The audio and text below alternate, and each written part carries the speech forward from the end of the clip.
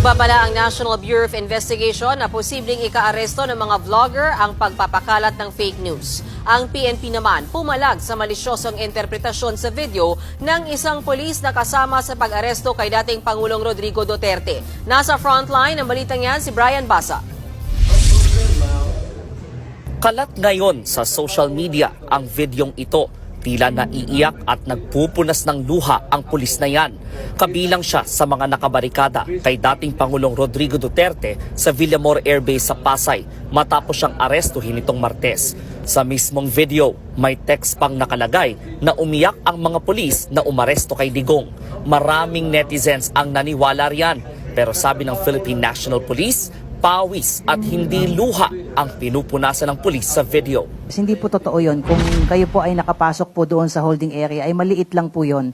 At sa dami ng entourage nila, sa dami ng mga pulis natin na nandoon, napakainit po nung suot po ng mga staff natin. Naka-camouflage po yun, nakasombrero. Kahit kami rin po ay basang-basa po ng pawis.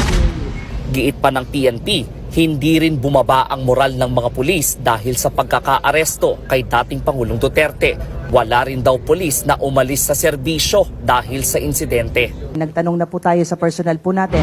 Wala pa naman po tayong nare-receive na anumang official communication na advising the PNP na mag-resign po sila. Bukod sa video ng mga pulis, kalat din online ang mga post na hinarang daw ng mga otoridad si First Lady Liza Araneta Marcos sa kanyang pagbisita sa United States. Paglilinaw ng Malacanang, hindi yan totoo at hindi hinuli ang First Lady habang siya ay nasa Los Angeles. Dahil sa mga fake news na yan, nagbabala ang National Bureau of Investigation sa mga vlogger na nagpapakalat ng maling impormasyon online. Nagmo-monitor lang kami, yung mga ganyan vlogs, mga trolls, minomonitor lang namin yan. There are already cases filed against some of them. Magugulat sila.